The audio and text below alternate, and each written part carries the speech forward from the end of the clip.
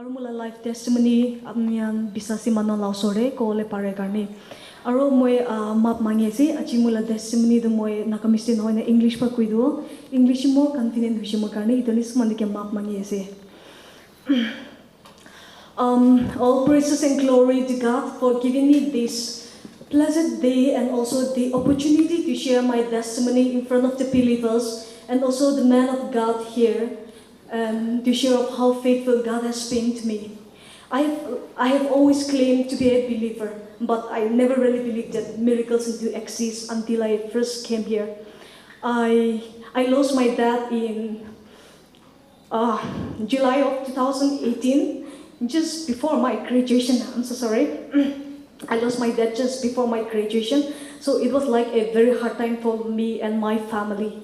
Like everyone else out here, like I too dreamed of giving a comfortable life for my parents, but I could not do that. So I went into depression because my dad like sacrificed everything for me, and then I could not do anything in return. So I went into depression and guilt of not being able to do anything for my dad. And also I condemned myself for not being a very good daughter and also for not praying hard for my dad. I started complaining to God, like, why my family and why me? When all my life I prayed only that my dad would be changed and that we have a normal family like everyone else. Like, I didn't want anything else apart from that.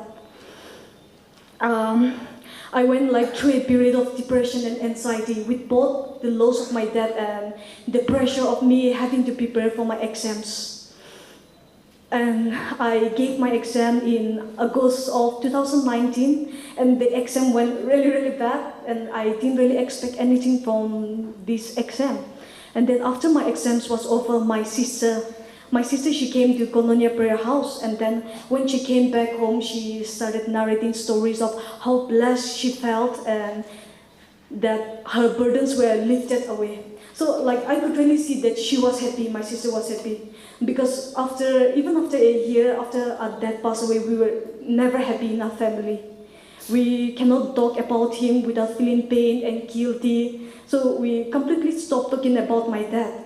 And so since seeing my sister so happy after coming to Koinonia Prayer Center, so even me, I really wanted to experience the same feeling. So I came to Koinonia Prayer Center in October of 2019. So I came here so that all my depression and anxieties will be lifted away. I did not come here to pray for my exams. I didn't feel the need to pray for my exams because my exam was really bad.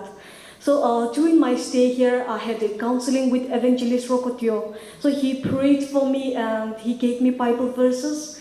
And after that, like I instantly felt like so good, like my burdens have been lifted away. But all of those things, like my healing did not happen like at one day. Like I did not like get completely healed in one day. But starting from that day, like my burdens and my depression started to go away. I also started to accept that no matter what happened, God have a purpose for our life, and everything that happens have a reason. And that I was not responsible for my dad. I was not responsible for whatever happened. What mattered to me was my dad accepted Christ before he passed away. And that is what matters to me right now. And even I also went to Evangelist Akol for a prayer. And then after which he prayed for me, he told me to pray for my exams. I did not come here to pray for my exams, but he told me to pray for my exams and that I will get through. So starting from that day, I started praying for my exams. Even though like I did not believe, I just prayed for the sake of it. But then through His word and when the results came out, I got through this written examination. And then it is like all miracle to God. If it was me alone, then I cannot do this, but it is through God, everything is possible. And now I believe and I've experienced, I am a miracle that I stand here. I've experienced miracle that God can do anything and then God will make a way. There seems to be no way.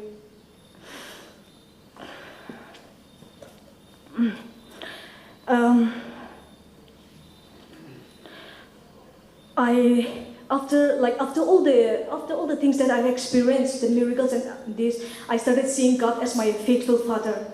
I gave my word to God. After that exam came out, I gave my word to God that even though if I did not get through the interview, I will not complain and I will be grateful about my life. And the interview came out, and unfortunately, I did not clear my interview.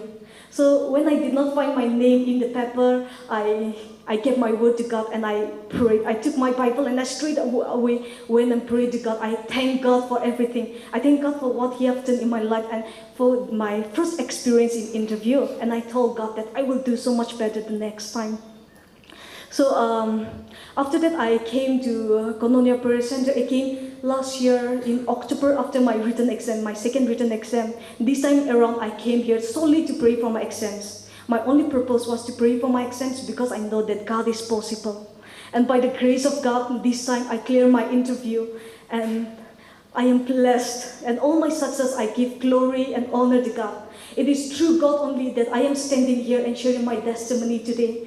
In my past life, I have learned to trust God. I have learned to love God so much. And I have learned to wait on Him and to pray to Him without ceasing, even as we wait on Him.